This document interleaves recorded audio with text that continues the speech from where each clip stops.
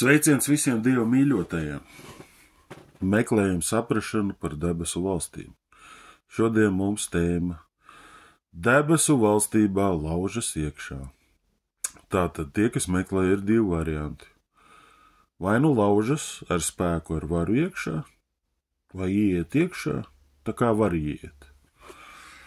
Un lasīsim Mateja evaņģēliju 11. nodaļu no 11. līdz 15. pantam. Patiesi es jums saku, no sievām dzimušie neviens nav cēlies lielāks par Jāni Kristītāju, bet mazākais debesu valstībā ir lielāks par viņu.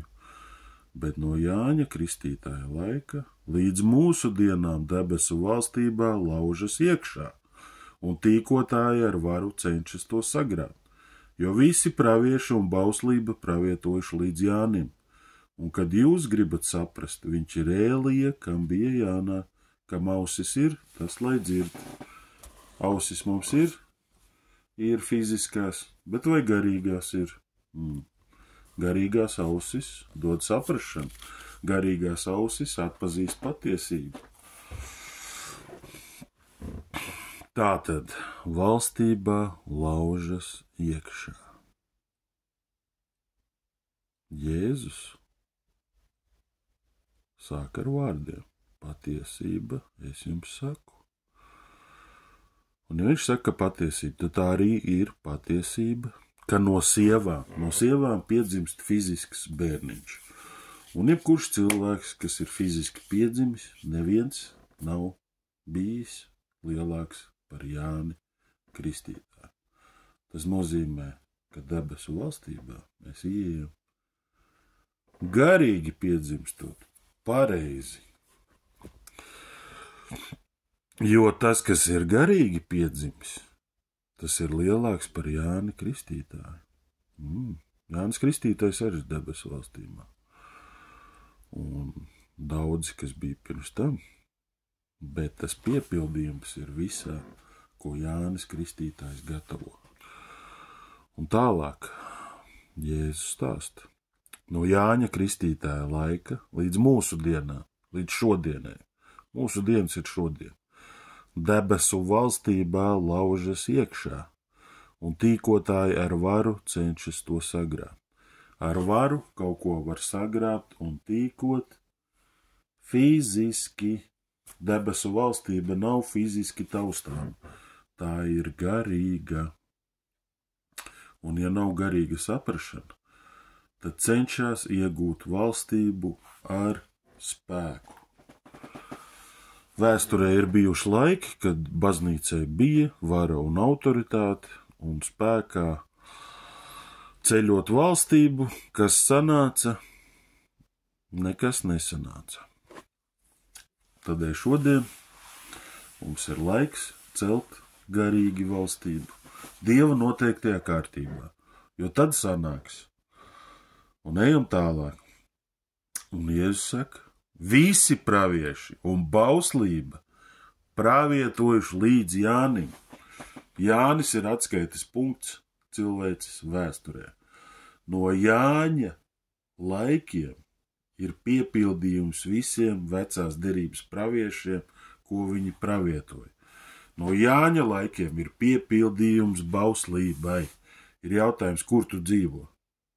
Līdz Jānim ir vecā derība, un pēc Jāņa ir jaunā derība.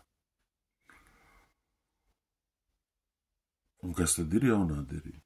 Jēzus Kristus atnāca jaunā derība. Jēzus Kristus ir Dievs, un tālāk viņš saka, ja jūs gribat saprast, es gribu saprast, tu gribi saprast, tad mums ir jāsaprot, viņš ir Ēlija, kam bija jānāk. Jānis Kristītājs ir Ēlija. Ko nozīmē vārds Ēlija? Jahveh ir Dievs, es esmu ir Dievs. Jānis Kristītājs nav Dievs, jo viņš sagatavo ceļu. Viņš sagatavo ceļu Dievam. To sadzirdēs tikai tie, kam ausis ir un kas ir no gara. Gars dos liecību. un viņš sagatavoja ceļu piepildījumam jaunajā derībā. Tātad debesu valstībā nevar ielausties ar spēku, nevar viņu satvert fiziski, viņā var iet garīgi, piedzimstot no gara. Un no kāda gara mums jāpiedzimst? No Kristus gara. Un ja mēs piedzimstam no Kristus gara, tad mēs esam debesu valstība. Jo debesu valstība ir Jēzus Kristus.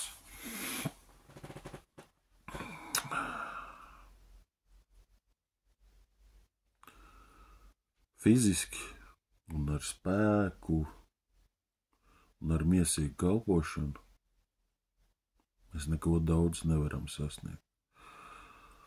Mūsu galvenajam akcentam ir jābūt garīgai kalpošanai. Ko tas nozīmē garīga kalpošana? Kad Kristus ir dzīvs caur mums. Pirmkārt, mums ir jāiet jaunajā derībā iekšā ar Jēzu Kristu, lai viņa gars var spēkā darboties caur mums. Un tā veidojas valstība. Un tā viņa ceļās. Un valstība ir garīga. Un valstība atrodas cilvēka sirdī. Un šo garu nevar neviens ne ar spēku paņemt. Neko. Vienīgais, ko var ietekmēt mūsu saprašanu.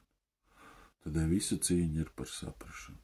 Tādēļ meklē gara vadību no sava kunga, kas ir Jēzus Kristus. Gan tev, gan man, gan mums visiem. Jo valstība pieder viņam, un viņš dod valstību.